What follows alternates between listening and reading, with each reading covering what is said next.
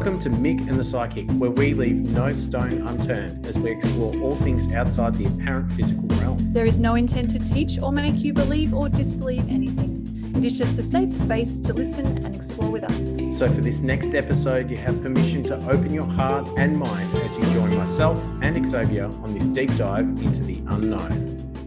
As intuitives, we were a minority with the 1 and the 9 in our birthdays. Whereas now it's flipped. Those young people are the majority where they come wired. This is going to be another really exciting episode. I say this every time, but it's true because I am excited because we have the wonderful Toni Reilly on the show, which I don't have a history with, but I feel like I know her so well by following a lot of stuff that she's done. So I'll do the intro. So Toni Reilly is a best-selling author, which I've read the book, Australia's #1 internationally recognised past life specialist, the founder of Toni Reilly Institute, and the creator of SoulLife coaching, which we'll talk about as well. Programs, training, and resources, certifying progressive intuitive therapists through the SoulLife Coach Diploma. The next step in the evolution of a new paradigm for psychology, supporting our more feeling generations. So we'll go over that as well. It's too big. In 2008, Toni trained with the renowned psychiatrist, Dr. Brian Weiss. Talk about name dropping in New York, where she built on her deep understanding of the regression technique and unique methods of application. Toni explored mediumship and intuitive development at the prestigious Arthur Findlay College in the UK, aka real life Hogwarts. This world-class training, her extensive experience, along with her modern approach to personal development and intuitive training for everyday people, makes her one of the most sought-after intuitive teachers. This is true. As the founder of Toni Reilly Institute, she delivers programs, seminars, and training to audiences across Australia, internationally in Denmark, USA, India, and the UK. Toni Reilly, Goodness. welcome to Mick and the Psychic. Whoa, Mick and the Psychic, how good do I sound? Pretty good. Awesome. I need a nap. That was a hella long intro. Yay. Wow, what a busy lady. I'm so impressed. That's wonderful. There is so much you've done, and I just want to start with the fact that you trained under Dr. Brian Weiss. For those that don't know, this is why I've got, a little bit of a hypno crush, is that as far as past life regression through hypnotherapy, Dr. Brian Weiss is like the dude. So the fact that you got to train with him in New York is pretty incredible. I'd say, what was that like? But then it's going to be an hour and a half on Dr. Brian Weiss's training. But is it as special as it sounds, learning from like the granddaddy of past life regression? Well, certainly meeting the granddaddy of regression was a divine experience, because I mean, he's extraordinary, but he's also ordinary, and there's such depth to him, and you can feel it, and he's just so genuine. So that was a beautiful thing to witness. And also because he came from such a clinical background, he talks about how the differences when he first started teaching people past life regression, that he was training people like him with clinical backgrounds, and he said it was really harsh because they want all the, everything in a row and everything to make sense, and of course it doesn't with regression. So there was a few interesting things that came up like that he shared with everyone. But you know what, that training, I guess it was super exciting. And I tell you a little story. I already had been regressing people. So someone who told me she learned from a Maori healer taught me regression initially. So when I was doing it, and I'd perhaps been doing it 12 months before I went to train with Brian Weiss, and maybe it's how I developed a bit of my own style, but going to him and to discover how open he was with that it's so inclusive. Anyone can do it. And of course we can. We've all got a soul, and we've all got a, you know, a space that we can meditate in if we want to. So he was very, just it's a free for all. It's open. There were no rules around it or no ownership around it either. So I loved all that. But I did, you might not believe it, but I'm kind of shy. But then when I went for that training, and there's like 120 people in there, so it's a big training. Anyway, you all sit down pretty much on the floor, actually. And when we started training, he regressed someone on stage, which he apparently only does a couple through the training. And I'm like, I got to get up there. I got to get him to regress me. And I made a beeline for him when they went. So you were that nutcase. I was that nut. Gotcha. This psycho. I'm up there. Brian, can you regress me next? And he made me do the eye roll thing. And anyway, he regressed me. And it was iPhones were brand new then. But a man that I had sat next to, well, he had one. So I got blurry pictures there. But I have them. And it's like, what a blessing, and how extraordinary to capture it all. So just a shame it was taken from a potato, so it's really hard to actually make out that it's Dr. Brian Weiss, but I'm sure the story works. You can see him. You can see him. Okay, that's good. But yeah, it was a wonderful experience. Wow. Really. Yeah. I had a question, and it's going to be a little bit about trance, and I know Xavier's going to have a whole lot of probably more woo-woo questions because she understands more than me. But we didn't want to go the typical past life kind of questions, even though it's all related to that. But I wanted to get a bit of an insight, knowing your background and a lot of the work that you've done, and the fact that you've done psychic and intuitive training. You're not the typical hypnotherapist at the strip mall. What do you think trance is? Like what? And there's textbook answers which are kind of, to me, brave explanations of what they think it is clinically, but they don't know. But what do you really think that trance state is? You are going to get my super dumbed down observation of what I think it is. Yeah. I think it's the stream coming through somebody, and then they're expressing what's coming through. So I've seen a bit of it. I don't really get passionate about trance, but God, I've seen lots of it happening, and where voice changes and sometimes even their face changes. But they start to talk in a different language, different accent, all of those kinds of things. But I don't really think it's any different to when we're doing our psychic stuff and it's coming through in our voice or our, through our filter or our stream. Maybe the trance thing doesn't let our human filter in, which I love that, which is good. Yeah, I love that, because I don't go into trance myself, and I'm channeling, but I know others like you do who do, and I've seen it before. I think it's just like channeling. But then some people, when they see people in trance, I think that some people can go into trance because they're just taking on more physically when they're doing it.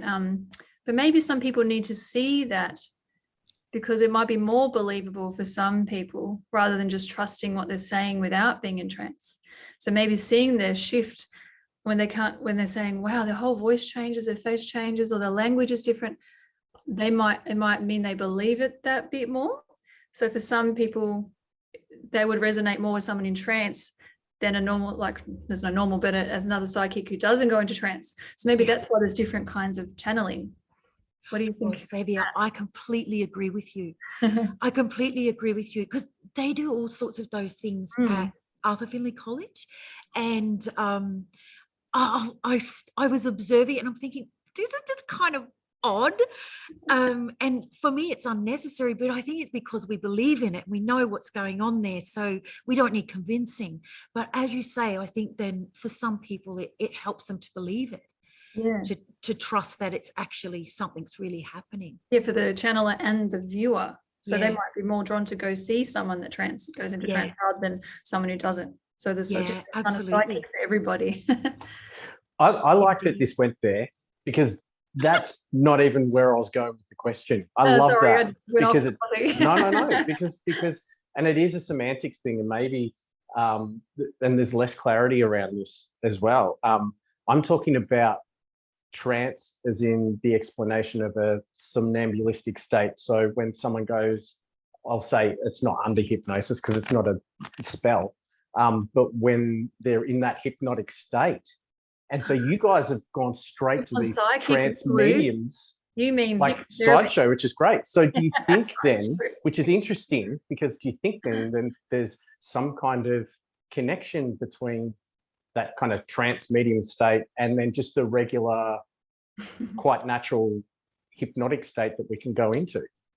Michael, that is hilarious, because I went straight to the trance mediumship.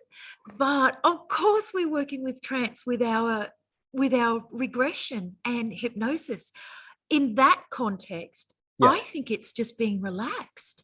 Okay. Super relaxed, and your busy daily thoughts is put in the background. It's just at rest, so that our well, I always think we're talking to our soul, but our subconscious can get through. That's whatever what I that think is. trance is for us. Yeah. I always call it a relaxed state. I always did that from the beginning, because when I first started, people would think I was going to turn them into a chicken, clocking on stage or something. It's like, oh, don't need to clear that up. So I would just say, oh, it's a meditation. We're going into a meditative state. But it's trance. It's all the same thing. Yes, this is what we talked about this before. And I was thinking, I think the line is quite blurred. When we went for our first podcast, we were talking about hypnosis versus channeling, and realizing yes, because about past lives, because that's my jam as well, but I do it differently to what you guys do. So there was a blurred line about the difference of when you're in a meditative state or a hypnotic state. Is that really just channeling? What do you think about that, Toni? Well, I think it is if you're tuning into for someone else, but when we're doing it for past life therapy, I feel like, and I'm going from my own experience of it, I feel like I'm very consciously seeing what's going on. Yes. So yes, I'm not focused on what's around me, but I can see it myself and I can feel it myself. And I don't feel like that's channeled per se. I feel like I'm aware of what's going on.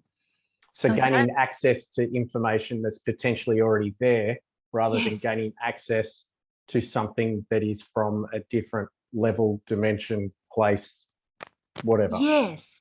And I think I can always remember what happens, and all of my clients can too. Same. Whereas when we're channeling or in a psychic mode or even mediumship, sometimes you can't really remember what you said. So you're streaming it out. But I always can remember in regression what happened, and so can my clients. So so I think there might be a little bit of a difference, but yeah, maybe. I always remember when I'm channeling everything, I feel like maybe it is a meditative state, but I don't go into a trance, and I do remember everything as I'm channeling, as it all comes out. So for me, it sounds really similar, but then again, all psychics channel and do things differently. So they're different for others as well. Maybe it's even that I don't remember because so much gets said, because you get on a roll and you're like, blah blah blah blah blah. It's all just churning out. So I've never actually had, and I know others have, but I've never actually had a client that didn't remember everything that went on. Yeah. Didn't remember, didn't have as bad a memory as if they would have a long 1 hour conversation anyway, because we could talk for an hour and, oh yeah, that's right, I did say that. Outside of that, I haven't had any. I wonder if the difference is between the information coming through you or the information coming from you. just at a higher level.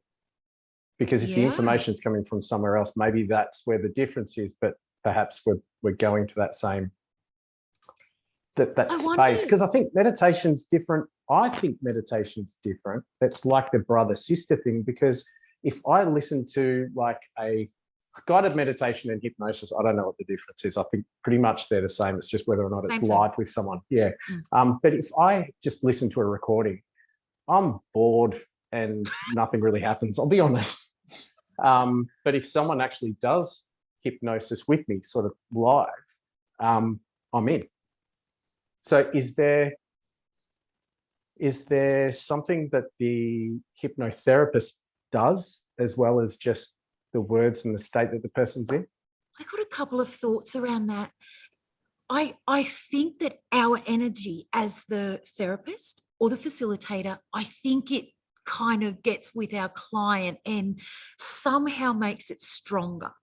So I think that's one thing that happens. And personally, I also like mine to be facilitated. And even though I know exactly what to do, I totally relent and let my facilitator facilitate for me and direct me and all of that. But I found that some people do extraordinarily well with a guided meditation, and it just depends on them. Some of them are prolific, and it's like, what? You got all that from yourself doing a guided meditation? Yeah. Depends So, on how open-minded or maybe how much they can relax. I've been regressed once, and being psychic, it was just like really easy, and I was really, really descriptive, and it was so, because I don't know if it was partly the regression or the combination of both. That is something I normally do as well. yeah. So how difficult is it to for some people to relax and be able to be regressed? Do you have different levels of? Personally, Yeah. I find that nearly 100% of them go in, not always textbook. Sometimes got to trick them a little bit, because you get the logical ones that are a little bit controlling. I love that. Yes. So, but we have our little ways to Confuse them. count some steps or something. It's and but it works. It almost always works. I think it did change a little bit for me, and I almost feel like it's part of the process of being able to teach and talk about it and the evolution, because it's getting kind of, maybe I won't say mainstream, but it's so much more mainstream now than it was when I first started. So I think that it evolved for me over time. Almost, I feel like it was just so I could teach it and incorporate all of the different things that happen. So I had a big run of past lives, always past lives. They always went in. They would go to at least 3, and it was brilliant. The outcomes were always brilliant. And then there were times where I'd get tripped up, and it's like, oh shit, I have to come up with different ways to navigate or take them deeper and things. And then there were times when they would scoot off in between. So, and because it was just happening, I had to adapt, and that's how I learned what to do and how to guide them and how far you can go, what you can facilitate. And it's just been amazing. So when you say scoot off in between, are you talking about between lives? Yes. Yeah. Okay. Yeah. So sometimes Michael, I'm not quite sure what your process is, but always in mine, we end up at the death scene. Always, for every life, actually. It's almost where the gold is. But at that stage, sometimes, and then I do a little healing then as well, just a little energy thing that you tell them to, your energy is going to be adjusted. But sometimes they start to tell me that I can see the white light. They'll say something like that. And it's like, ooh, well, go into it. I don't say, ooh, I'm real cool with that. But I'm thinking, yay. And you just tell them to go into it, and then they'll end up in between, or what I perceive to be even beyond. I kind of feel like in between's the reincarnation area, where you're doing a little bit of planning, and you can go there and find out what you're doing this time or other times, and meet your soul family and that kind of thing. But sometimes they go beyond, and that space is nothing and it is extraordinary. There's everything that's nothing. You can't even describe it, but the feeling is just, I just want to cry even thinking about it. But I'm sure it's that space that we go to, or people potentially experience when they have a near-death experience, and or just even a sporadic spiritual experience, and they get to go there.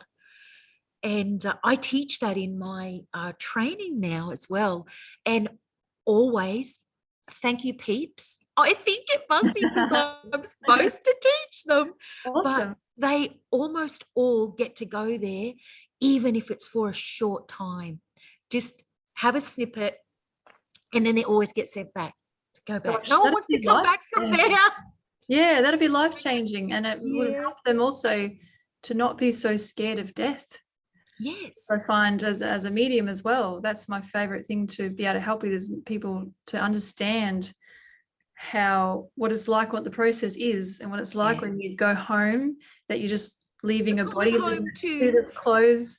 You're leaving a suit of clothes, and you never really die. So that beautiful explanation. So that the fact that you're able to teach that and show that to your students, they can go have a little visit. Oh my goodness, that'd just be massive. They go away. I'm just thinking of the process that they'll be thinking, and not be too scared. Doesn't mean they're going to, or maybe it could mean that they might be a bit more brave and do some exciting things, so they're not as scared about when they go home. I don't know. What do you? What have their experiences been from knowing? Well, I think that's what it does. Is it removes the fear of death. Fantastic. And how brilliant is that? Yeah. But I think in the training, teaching them to be a therapist, or a therapist basically. So it's nice for us to know what it feels like ourselves, so that we know what's happening for our person. And I don't know, it just makes us a bit more in tune with them, I think, and to understand what's going on and the potential of what might happen. Yeah. It's interesting. Sorry, you go. Oh my God, I was going to say. Could have gone another way. Sometimes, sorry, remember where you were going. With that in-between space, if the client is going there, this is why I insist on teaching my students. If they're going there, you gotta go there, because it's extraordinary. Even if they've come for past life regression and it didn't go there, it's gone elsewhere. It's like, you just go with it, because I really truly believe that the soul directs what's happening. Sure. So as a facilitator, we could say, we could redirect it, but it's like that. That's why I like, if we're intuitive, we can be comfortable enough to just go where they're going. Exactly. Yeah. Trust that their higher self knows what they need. Yeah. It's so important to be, particularly when you're doing this kind of work, it's really important to be brave. Yes. And part of that bravery is allowing them to go where they need to go. Yeah. And you trusting that whatever it is, the subconscious part of your mind, if you don't believe it's soul level, or the soul, or whatever that information is, it's got the person's exactly what they need. Yeah. Definitely. Wow. I have another question. Oh my God, so many are rolling through my head. You go first. And then I'm channeling like at the same time. It's quite funny. So I'm a massive fan, and I'm sure you definitely 110% chance you know who I'm talking about. I'm a big fan of Dolores Cannon. So I've read like nearly most of her books as well, which were great confirmations for me when I was learning about past life. So just so you know, Toni, I do them a little bit different. I don't regress people, which I would love to actually learn in the future. So I might be a student.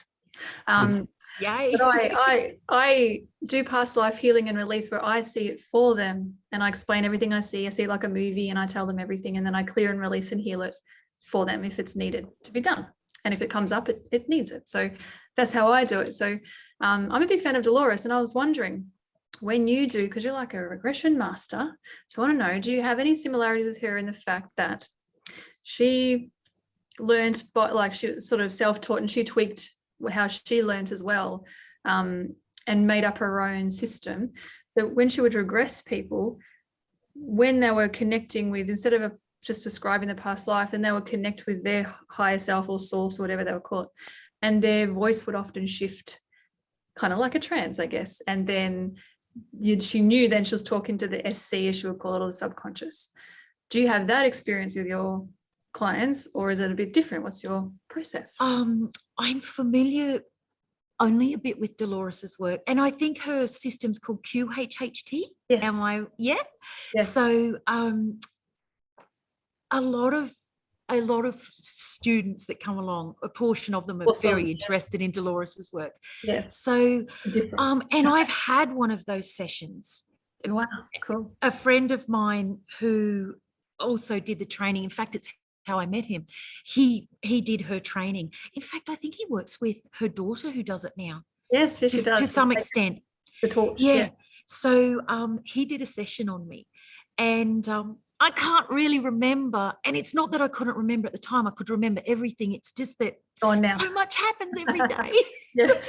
I've only got 1/9 in my mind line.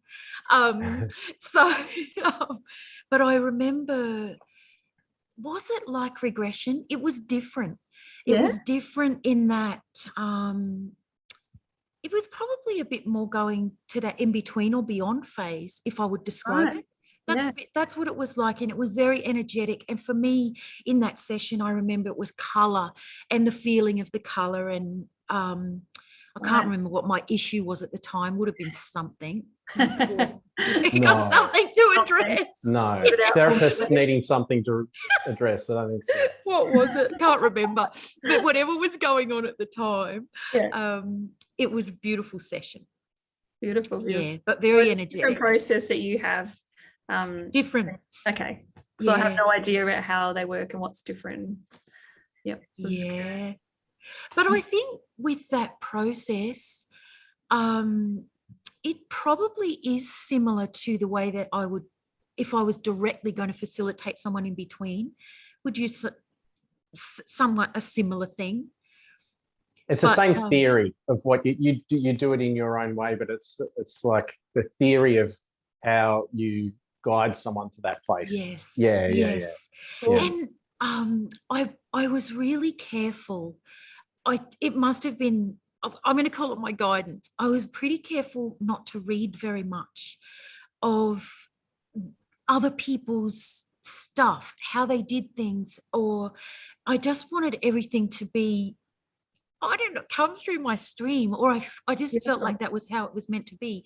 So I've never read any of Dolores's stuff. So anything I know about it is from students saying so. There you go. And you're more authentic in your teaching because you didn't get clouded by other styles, which is great. Yes, and I never seem to lack confidence or need the affirmation of what other people were doing. I felt like it would just mess me up. Yeah. So but I've certainly had a lot of treatments and experiences of other people's work as well. Cool. Over the years. I think from what I've seen as well, when people are say it might be a calling to really look at new ways of doing things, often they have a respect for information but don't seek it out because it could guide you away from what you're trying to do, if you know what I mean. And also, you're so right, Michael. And I also remember just sort of thinking to myself, I don't ever want to be accused of copying anything. Yeah. So it's like, if I don't read it, don't hear it, don't know, then it has never been copied. But yeah, I'd never like that to arise. Yeah, it's funny. I'm very similar in that. I get lots of people saying to me, oh, you know, blah, blah, blah, psychic or blah, blah, blah, this from surely. And I said, actually, I have no idea who you're talking about. It's in my little bubble. Yes. And I just do my work and trust my intuition. So I totally get where you're coming from. You don't know. You don't pay attention and look at their work. And it's kind of staying in your lane. And you know, when you're building a business, they tell you got to go research your competition. It's like, oh my God. I was going to be really dramatic then, but that is the last thing to freak you out that I would want to do is know what anyone else is doing. Yeah. I want to stay in my lane, and I don't feel like there's competition or anything. So it's like, I'm not going to see what anyone else is doing.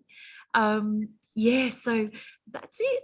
People will find you, whoever's needs I you agree. get drawn to their energy and their style, or even their bedside manner of how they Exactly. communicate. They could be identical in what they do, I doubt it, but so similar, but it might just be the masculine energy or the feminine energy, or one swears more than the other or something, and they just like whatever it is. So yeah, yeah, me too. I'm careful not to. I'm being mindful that we're on air. I have to. Oh, we don't care on this. We just click the explicit button, and then it's up to the discretion of the listener. Yeah, to get a pre-warning, it's fine. They're away. I'm really conscious and aware that I'm the only member of this podcast that's not a psychic medium or hasn't trained in psychic abilities. And part of that is even what you're talking about there is a lot of that kind of intuition. There must be just so much trust and there's like an honest trust in being able to be so intuitive with how you work and how you develop your different styles. Is that something that comes naturally when you're developing your psychic or intuitive? Let's call it intuitive. It's not real, is that something that naturally happens, or is that something that you really have to work on? I think that depends on the person, because some people are riddled with self-doubt and lack confidence. I can talk about myself in that way. I would not say that I'm a self-doubter or lack very much confidence, but the psychic stuff for me is so comfortable. Mediumship, oh my God, I've done all this training and everything, and I still get, fuck, what if no one comes? Of course they're coming, but that fear comes into me. Hang on, do you mean in person, or do you mean in like the space around you? You're saying from the other side, you have to clear this up for me. If you are, well, at college they make you demonstrate, and when I was getting right into mediumship, I was demonstrating, and it was like, oh my God, what if no one comes in? I love that the square button's on now. This is great. Thank you. Yeah, this is great. So so I guess I do have confidence issues with mediumship and not with psychic. So I just let it flow. And I love to teach it to people as well, because we all have it. You have it too, Michael. There's no one who can't do this. We all have it. I think it's just like, is it your calling? Or are you interested in it? Yeah. So, but I think even for our own self, if we're not working as a intuitive reader or anything, I think that it's the ultimate confidence builder when you trust yourself. Yes. I really believe that is the ultimate answer to building your confidence. Trusting your intuition. Yeah. Amazing. Yes, I love this, Toni. We have so much in common. You're speaking, like this way you're talking is just, I feel like I'm listening to myself. I explain these kind of topics to people, just because I say growing your intuition and improving it and trusting yourself. Yeah, not everyone has to grow up and be a psychic, but helping you make decisions and trusting. Then you won't have to come and see a psychic. We might be able to work if everyone grows their intuition, but that's great. I think they can do it themselves. Sylvia, don't you think the human side of us needs some affirmation here and there? And I personally, I love to have a reading, even with all the training that you do, and you're constantly being read for in training circles and things. But sometimes I just love to go and have a reading with my favorite reader, and it's almost like you just receiving, I guess, and you're getting some affirmation, and you get a little ego boost.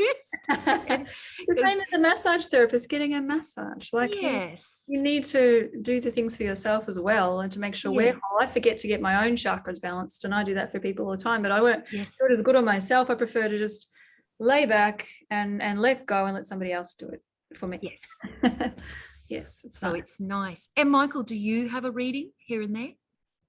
I had a reading once. I did. I went to the Mind, Body, Spirit Festival in Melbourne, and I realised why I'd never gone to one of those things.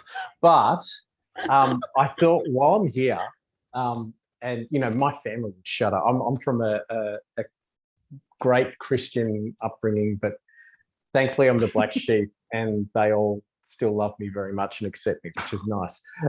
Good. But I thought, you know what, while I'm here, I'm just going to go get a reading from one of the randoms. And it was I had to pick one. So I picked like the old lady with grey hair, because I'm not going to go pick someone that's Totally young, and because stereotyped, didn't you? yeah, I'm looking for warts. I'm looking because, you know, long nails, and just some kind of like, give me the real experience. Urban and I was kind of pissed that she didn't have a crystal ball, but yeah, I want a crystal ball. scrying will be we'll do an episode on scrying and stuff as well. But anyway, so I thought I'll go here, and she said, like the first thing she goes, oh, what do you want a reading for? And I just went, oh shit, did I have to bring information? I thought I'd just sat there and you just tell me stuff. Why Like, does everyone think that when they come and see a psychic? I don't know. Well, I didn't know You're what supposed to to just think. read your mind and then Yeah, I don't know. Well, you know why I'm here, sure. it's such a skeptic. It was, yeah, I know. Like, I was a carpenter joiner at the time, so I was like pretty much straight off the job site, just going, let's just check all that. And I was just very wary of the fact that there's a lot of general information, and so I had to work so hard to switch that off and give it a chance. And I really knew I was sitting there so skeptical, and I, like, one side of me is like, you know, this is just BS, whatever. And the other side of me is like, oh, this poor lady, just sit there and open up. Like, I really felt sorry for her, because I knew my own energy was just this, like, kind of, oh yeah, what do you got?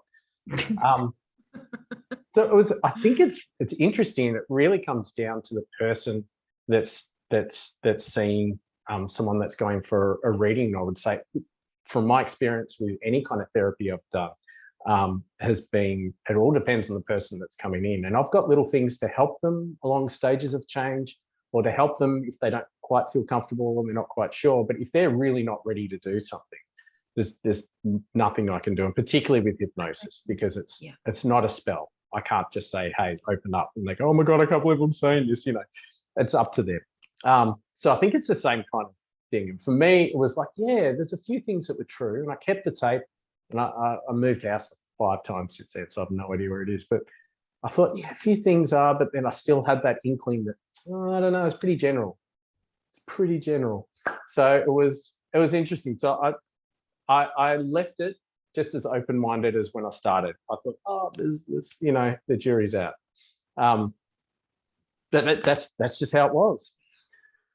I've sat down with Xavier though, and she said some very, actually, you'll find this interesting, Toni, because I know you love it when, you know, when someone does past life regression or something, and then it's verified in some way. This is like a faux verification, because I mean, it's from a psychic, so, you know, it's not from a textbook. I'm just saying. Well, hey, you know, you could have made it up.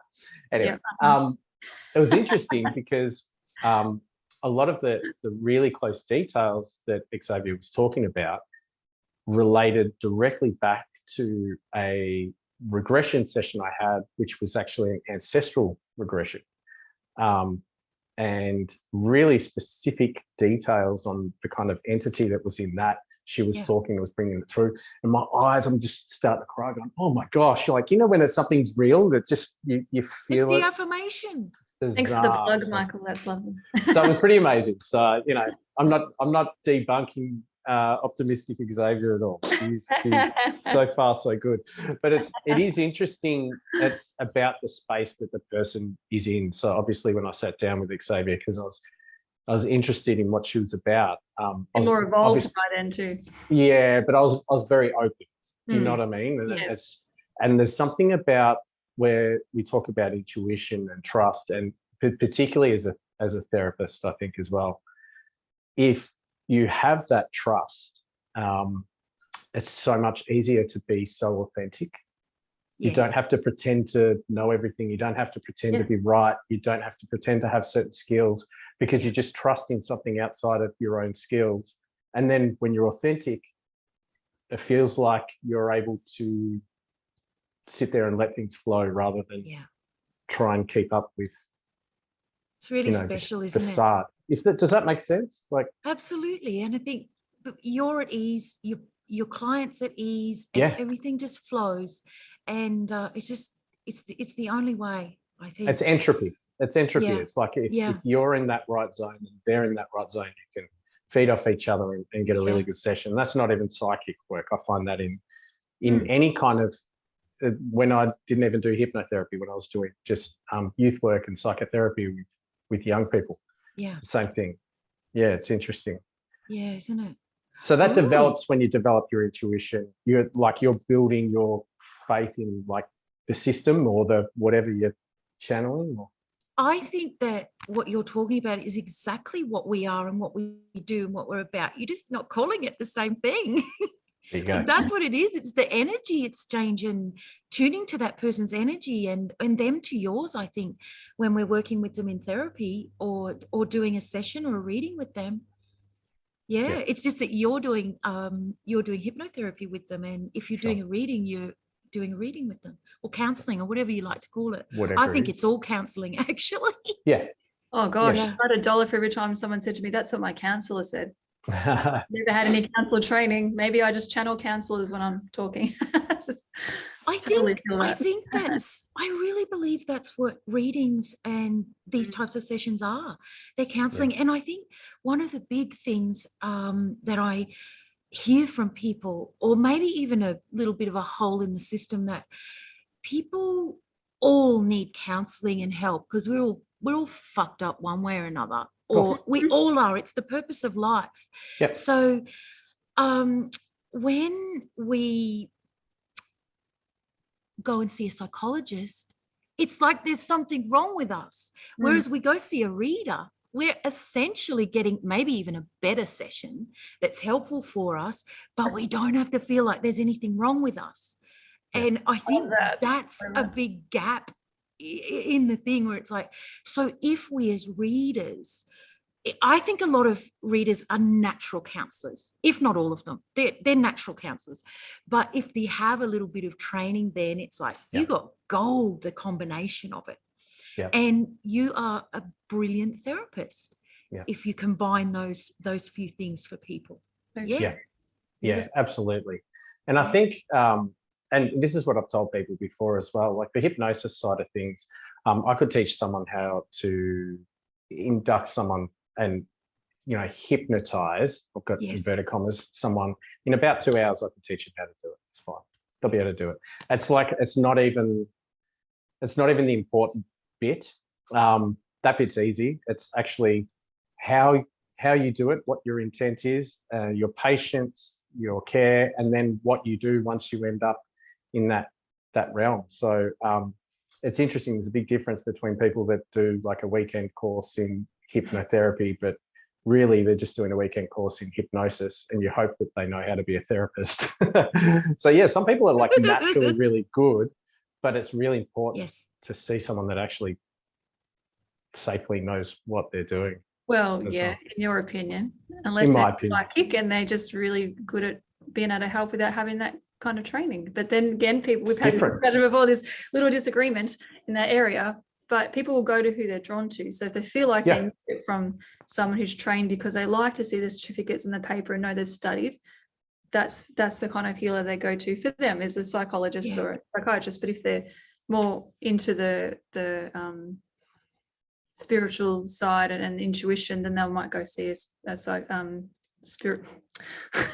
psychic or someone, or a hypnotherapist instead, because they feel more inclined that that's their kind of healing that they need. And that could be part of their lessons in their life. They might go to one and make a mistake, or what they think is a mistake. And then their lesson was actually to try the other thing. Oh, Xavier, that's how I see things too. I can remember back in the day, I don't even know why I'm going here, but I can remember back in the day a long time ago where there was all this talk in the industry. I'm not involved in the industry, and this is partially why. But it was like, who's a good psychic? Who's a bad psychic? And we should be getting this thing together and judge them, and we're going to get them right. And it's like, what? Who are you to say who's attracted to who? It's such it's just like, someone who might be harsh for that person, and maybe they have been harsh for them, it is a lesson for them somehow. Yeah. So, but still, I just don't know that there needs to be a governing body, and maybe that's actually a difference with the governing body of, let's say, psychology, and it ends up squashing it down so hard with what you can do with your actual human, that you lose the humanness to it. Wow. And so I'm a bit I didn't like to get involved in all that, like being on boards and judging who's good and who's bad and who's better or who's worse, because it's like, oh, they're all just doing their thing their way. Yeah. If people don't resonate with them, they won't get a great word of mouth. And then someone else will love their style. So it depends on what they need, I guess. And I think perception's a thing in all of our self-awareness, the way that we perceived it, and it's no different in a reading. The way the reader might say something and it's perceived completely the wrong way, and it's like, what can you do about that? It's their perception. Yes. So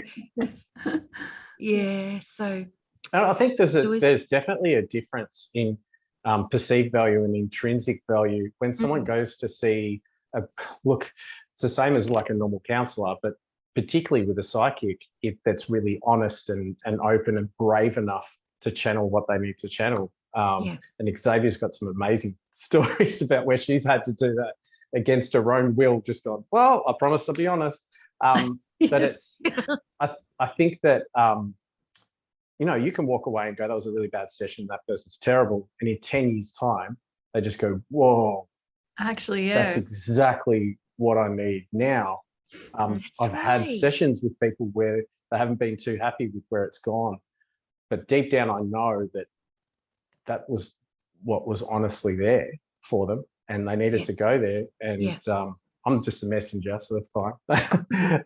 And that's eventually, if that's something that they're going to go through, then this is going to help them.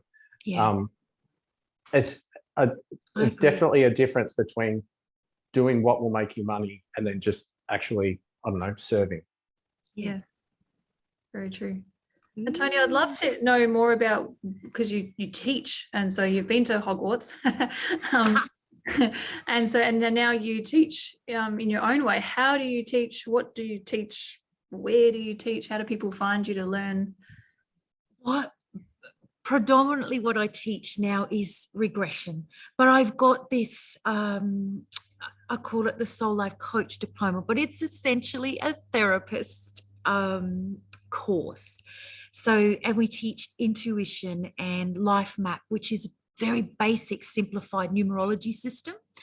And it's just enough to make our client understand themselves, because I feel like self-awareness is the ultimate in our life. If we can understand who we are, then so we do that. And then we also do a bit of metaphysical work where we look at the physical symptoms that we get is always related to some emotional thing that's going on for us. Yes. And I adore it. We do it. I've actually indoctrinated my kids. And so if anything happens or they get crook or anything, they're like, Mom, can you look up the dictionary? Excellent. We get the dictionary out, or we take pictures and send it. Fantastic. You're growing up with that awareness from a young age. That's fantastic. That's why they're adults now, so but they're indoctrinated. I didn't mean to do it, but it just happened. But sorry, then going on, then we also do counselling, and the counselling module of the SoulLife Coach Diploma was written by my friend who was a psychotherapist for 20 years. Wow. And she was also a medium, and she had been to Hogwarts, Arthur Findlay College. Right. And, so she was very much a mixture of the two. And she felt that the psychology degrees were filled with a lot of filler. And she said, there's a lot of stuff in there that's not necessary. So she pulled out the gold that we need as a counsellor to be able to listen properly and not fix anything. Because counselling, as you know, Michael, you're very trained, but counselling isn't a solution. It's help. It's us prompting in a way so that our person reflects and gets to the solution. And it's pretty damn good. So learning that is, it's kind of the clinical teaching, but we also, because I believe life is set, so I talk about how it all works in and put it into what I believe are the insecurities we were born to deal with in each life, or in this life. So I kind of work it in a little bit with that as well. But the counselling, that's a big part of the training. Wow. And the favorite part, there's more than this, I think I forgot some, but the regression, which I call recall. And I call it recall because when someone comes for a session and they wanted past life, if their stuff was in current life, they went to current life. So it's like you're going to go where the core of the issue is. And I think sometimes with the past life stuff, we can almost almost wish it was something else, but it's not always. It can be something from this life. So anyway, subconscious or the soul takes them to where they're meant to go. So we, in this recall, basically call it recall because you might recall a current memory. You might recall a past life. Right. You might recall the planning phase of this life or another one. Right. Or you might recall when you were just pure soul energy. So that's why I called it recall. Also, the other thing that happens in this phase is people's passed over. People come to visit them. Oh. That is one thing that randomly started to happen as well. And it's how I discovered that you could facilitate it. And it's so special. That's so cool. It's so special. So basically they can be their own medium, and they if they're visual, and most people are in that state, in that phase. Yeah. They get to see their person again and feel the love, or feel the totally know that they're there without the medium being in the middle. It's really beautiful. Imagine lots of people listening would really love to experience that. That's wonderful. Yeah, it's a beautiful thing. It is. It's really good. So I kind of had the same kind of indoctrination into past lives as Dr. Brian Weiss, where I was just doing a normal session and then just went, whoa, where are we? And so then I had to train in it because, you know, the clinical side of me is like, well, I better know exactly how to do this properly. And, you know, and it's very interesting you say that, because I've had even a few sessions this year already with clients where they have actually seen people that have passed to the other side, and it's been really important for them, not even to do with what their regression was, because they were both in life, it wasn't even past life, but it was to facilitate their healing and understanding.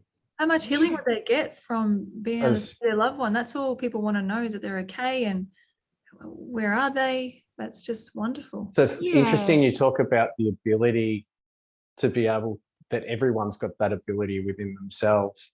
Because I obviously don't guide people to that, but if there's something there, or you sense that there's a presence with them, you can, and I don't pick that up as a woo-woo person myself. I can see it in their facial expressions and how they're sitting there. I'm like, oh, you're noticing something around you. So I just ask them, and then that's when they go, oh yeah, it's my auntie, and this is really important because she did this, or it's someone that passed away when I was a teenager, and just like all this stuff, and then they flood with emotion, and just like, oh wow, it's incredible, isn't it? That's so, to have that as part of your coaching course, I mean, that's very powerful to be able to, that's not very conventional to bring that sort of stuff in with this kind of work. Because I don't research, I don't know, or from what I understand, there can't be anything quite like it, because I'm not aware of it. If there is, it's right there, and it's just affirmation that what I'm doing is the best thing. Yeah, sure. So that it's just extraordinary what can be done for people. And I feel like this, with this SoulLife coach training, I feel like someone can get their coach. I only called it coach because I didn't know what else to call it. I started off calling it SoulLife psychology, but it's like, I might get hammered about that. So switched it to coaching. But essentially, this therapist or coach can, I really believe they can be someone's person through life. So they might start with let's say a 15-year-old who's riddled with anxiety, and help them understand that how sensitive they are and all this. It's written in their life map. And then maybe when that person's 30, they're going to be going through some sort of relationship problems, or at some point a breakup, all of these things. So they're essentially geared to be able to work with them on anything's such a broad spectrum, isn't it? But really they would be able to, with all these little tools that they can grab, or read for them, whatever that their client needs at the time. I've got my hand up. Can I ask this question, Xavier? Is that all right? Can I jump in? Of course. All right, because I'm sure you've got a couple, and this is something that I'm just taking it in, actually. I wanted to ask you. Toni Reilly, have been banging on about this next generation of people, these young people at the moment, and they're special and they're different because of the feeling side of things, and it's almost like that's dictated this new SoulLife coaching program. And now you're talking about it being something where, and you sound hesitant to say it, but it sounds like you've got a pretty strong conviction that what you are doing is you're providing like a program to help these type of people through different stages of their life. Like, one, what do you know about this generation? And two, like, where did all of this come from? Like, how did you get this information? How do you know that this is what they need? So through writing the life map, I wrote it all. It's kind of a huge feat, but anyway, I wrote it all. Hang on, that took you 20 years, yeah? That took 3. Okay. That took 3, but there's all these all of the modalities have elements to them. Okay, and gotcha. But the life map was 3 years, kind of pretty well flat out, where you're writing, or anyway, through these life maps, which is essentially numerology, and it goes in a grid. What happened is, in the year 2000, the numbers drop out, and the numbers represent energies within us. So we all had a 1 energy and a 9 energy in our chart. So 1's doing, 9's thinking. These kids from 2000, some of them only have 2 energy.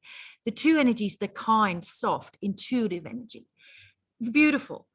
But what happens is, if they're not born on a day where they get a 1 or a 9 or a 4 or these other practical numbers, oh my goodness, they are just running on the heart space. They're truly, what did we say?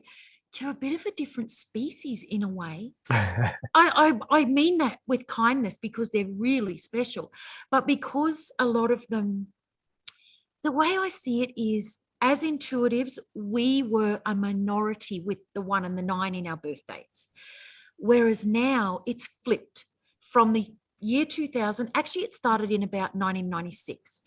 Those young people are the majority, where they come wired, very intuitive, almost emotionally intelligent. Can't believe some of the things they talk about, even when they're kids, little kids. Yes. Like, oh, they're so in tune, So I've heard in tune to others. Yeah, that makes really beautiful. Yeah. But then what they may need help with, depending on the other placements in their birthdays, they need a bit of our thought processes and our practicality. So basically, they might need help with planning. So it doesn't mean they're dumb or they can't do things. It just means they need a bit of our good old-fashioned logic, because they might lack it.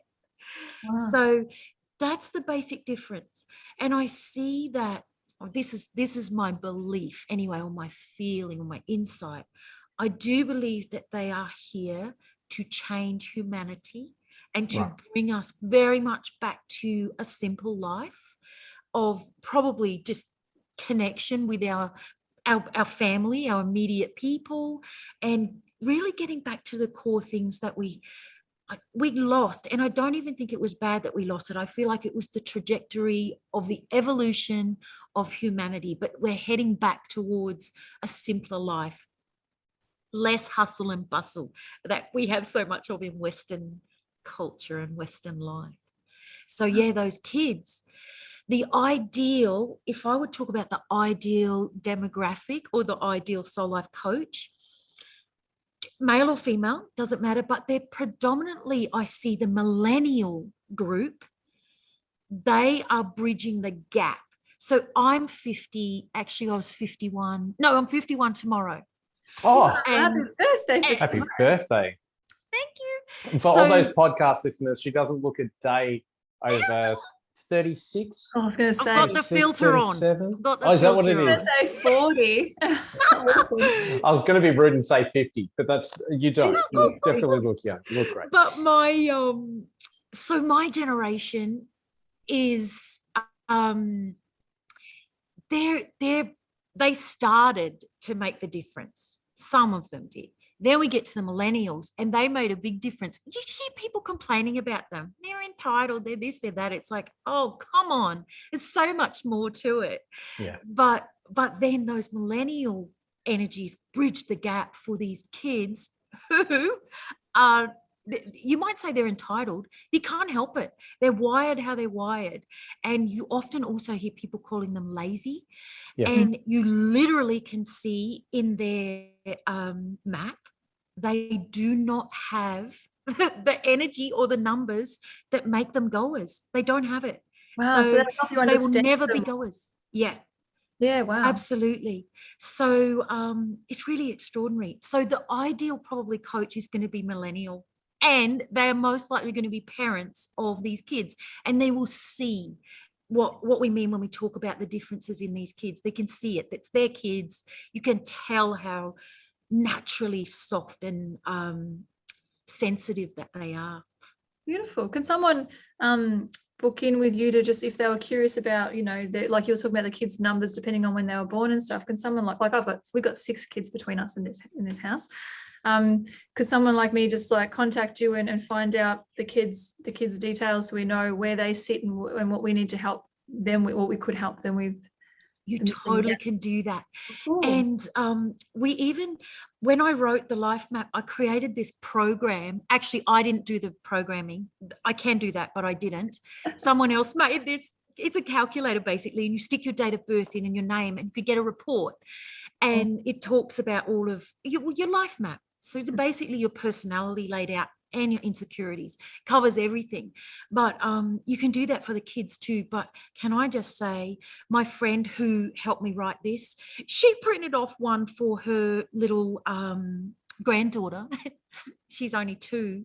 Oh. And because there's a lot of numbers missing in this little kid's map, and there is for a lot of the young ones, a lot of it was negative. And we're like, I know that you cannot be giving that to parents, because they might get the idea of it is to boost and to help. So we need to do some rewording, or maybe just change what we're presenting for the young. Do a coaching session with it to help explain to them how you can support them with these things. So turning it around to more positive, like absolutely. Whereas if we were to have the report and read it, for us it would be it's either really helpful or you can see where you've been through things and it's past now. But yeah, be a little bit different with the kids, but definitely for the parents to understand their kids. Fantastic. I definitely can do the numbers, and it's so fun. It's fun. It's just it's a nice thing to do. You also can see the dynamics between your partner. Well, between anyone actually, partners, colleagues, the kids, and so we should get ours done, Michael, to see, Xavier, how our podcast is going to last for. We probably don't want to. I mean, don't let me hold you up, but Xavier, out of interest, I'm a psycho. I always have to know the date of birth so I can do numbers. Yeah. So you know what? We're all out of time. Thank you for listening this far. It's been great. Of course. Don't let her. She'll go crazy if you want to know. Oh, quick. Okay, I'm the 21st, the 11th, 1981. Now everyone knows how old I am. Yeah. Everyone says that to me, and it's like the age never computes. It never computes. It's like, I straight away start to add up their life mission number. 24. We get a demonstration. This is great. So you are, by my calculations, a 6. And can I tell you, I do enjoy a glass of bubbles, and I've been known to be doing, I always am doing them. I ask everyone their birthday, and after too many bubbles, I can't add up properly. Oh, that's So you got it wrong. and I remember when I first got into it, and I'm like, I was at my parents' place, and we love each other's company, so we're having a few drinks, and I'm like doing everyone's birthdays. I'm saying you're this and you're that, and the next morning it's like, oh, oops, I've added your numbers up wrong. You're actually this. Maybe, So- but maybe that's the message they needed. So, Well, if we the are thing is- exactly where we are, you needed to be drunk That's funny. and enjoy too many bubbles, have no idea what you're talking about, and give them a bum steer so that then they could work on those things. Who knows? Yeah, maybe. What's funny is because the whole life map is dictated by this, or not dictated, you can see what the outline of the life is. So it's most likely that what you were talking about could have been the phase they were in then anyway. So All right. take Everything works in. That's good. yeah, but it's good to tell people their actual number. Yeah, that Yeah. would be more helpful. Yeah. I So love hence I'm going to practice. add this up again. Best 19, practice. 20, It is 6, I 20. promise. I know I'm a 6. Good You're job. a 6, Xavier, and you're 24/6. So 6 energy in this system is called the harmonizer. And so it's all about balance. This should be, this year for you is a 6 year. Hey, this Yeah, well, year that double- we're in, Oh, yeah. 2022. So 6 people, you, Xavier, will be all loving family, loving being included, including everyone, and everyone's welcome. So because that's really important to you, I to say make that sure actually that when everyone you walk in feels the door. Yeah. Your house, make yourself at home. Yep. And it's to be around 6 energy is such a beautiful thing for us, for anyone. I'm a 5, Michael's a 1, but to be around your 6 energy, it's really beautiful. And also just in a nutshell, it'll be super maybe not for you, but calm. You feel calm to others even if you're in turmoil. So it's also very natural counselling number, or counselling energy. So, and also the person that Yeah. everyone's coming to talk to. Everyone's going to come and dump their shit on you. Mhm. Absolutely. I like that. It's funny, the Yeah. calm things quiet resonates amazing too, because sometimes in a situation I'll have people stressed and angry and yelling about something, and I go so calm to help ground their energy and help them without even thinking that they actually might think I don't care or I've disconnected, but it's really helped balance it out and help. Yeah. And I do that instinctively, so that makes so much sense. Yeah, Hmm. you do it. You can't help doing that. It's Yeah. just natural. One of the things about these numbers, or the mission that you're on, there's parts of us that we cannot change. There's some parts of us we can't change them. So, and that's why it's so nice to teach it to people, so they realize why they're uncomfortable in certain situations. Or for you, Xavier, where if things aren't smooth, then it's not going to be good for you, and it'll really mess with you and make you feel The other side. terrible. Okay. Yes. So, and it'll never change. So basically you have to keep yourself out of situations that get rocky, because they're not comfortable. Wonder how any other 6s resonate. So for people listening, you just add up, like my birthday, you added up the 2 You plus add your 1 birth. plus the- Yep. All of the numbers. Yes, and then add you them get the together. double number, you break it down, unless it's 11 or a 22, is that right? 11, 22, or 33. Or 33. You do 33 Yeah. as well. Cool. I Yeah. do 33. Yeah. Yeah. I love that. So that's it's nice to know your life map. So yeah, here we Beautiful. go. Excited for- I can testify from what I know of the optimistic Xavier that definitely fits her. You're spot on, Tony. sure. Thanks, Michael. Oh, and Michael's a 1. So Yes. he's a leader. Yeah. Right. The harmonizer, and he's the leader. So Well, yeah, he does boss me around a bit. That's it. and the leader Sorry about energy actually a 5 resonates. Often it's odds and odds, evens and evens. Oh, right. Really basic, and of course it's much more in depth than that, but that's a basic thing. Yeah. But the 1 people always are about solutions. pretty well practical solutions. So it doesn't matter what it is. There's a flat tire, something's wrong, I'm crying. It's like, find you a solution, and it's going to come straight to them, and they will just want to sort it out. Love it. And it's really special. And I think it can be misunderstood sometimes, where people feel like they're being bossy or taking over or whatever. It's like, that's not it at all. They are just trying to help you. The problem solver, is that? Yeah, like in their that? way. Yeah, but I want to help you. Yeah. So, I used to, in my last job, I used to step on people's toes all the time, and I really had to work on that, because I'm like, oh, here's a solution. It wasn't Well, my that's their job. to come up- perception. Yeah, I did. They were even numbers. Yes, Very amazing. true. Beautiful. So, Well, Toni, have you got any words of wisdom you'd like to leave with the listeners or watchers about what you do or how they can reach you? Because I'm sure so many listening are just so excited and would love to learn from you or get their numbers done or go to your school to learn how to do, what's it called again? The life. my coaching program, SoulLife Coach, SoulLife Diploma. It's actually online this year. Cool. And oh my goodness, marketing. It's starting on the 8th of February. So gosh, truly, if anyone's interested, you've got to get back to me real quick, because we're starting soon, and it's online, so we can do it globally, but live online. So we'll do it. We have live class every week, because Fantastic. it's as good as we can get without being in a classroom together. Yes. So, and my website is ToniReillyInstitute.com. Beautiful. So on that, can they contact you? Can they look at their numbers as well? Do you have information on The LifeMap website's called lifemap.com. You can go get a free little report there, actually. That's cool. There, lifemap.com. Share that too. Yes. And yes, if you are interested in a session or training, all the information will be there on my website. You also can email me. I'm Toni at ToniReillyInstitute.com, and I'm on social media. Awesome. Not so much as before, but yeah. I'm going to go follow you on all your channels. It's been absolutely beautiful to have you, Toni. You're like a breath of fresh air. And I love that you have glasses too. Maybe we, because we use our third eye so much, we need glasses to balance it out or something. It's really good. It's just been really lovely listening to you. Oh, that's better, Michael. Awesome. I just had to put glasses on then. We've all got glasses now. We're triplets. I love it. Yeah, it's just been beautiful, and I've resonated so much. So it's just been an absolute honor to meet you.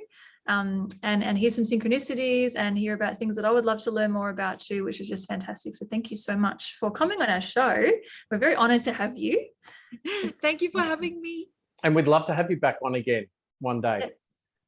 I tell you, other stuff. I do love a conversation. Okay, It's my favorite thing. I like to put people on the Conversation with spot on substance. the show, so you can't really say no. So that's Yeah, great. that's great. lock you in. That's my favorite. Just off the cuff. So thank you so much. I've loved chatting with you both. And Xavier, lovely to meet you. Actually, Michael, it's lovely to meet you too. Yeah, lovely to meet you too. And I think a lot of people get stuff out of this. Cool. Brilliant. Sure. Thank you. That's it for another episode, but that doesn't have to be the end of the conversation. Feel free to leave your comments on our YouTube channel, or for those podcast listeners, you can email us at mickandthepsychic@gmail.com to leave your feedback or questions. I'm a certified hypnotherapist and timeline regression therapist.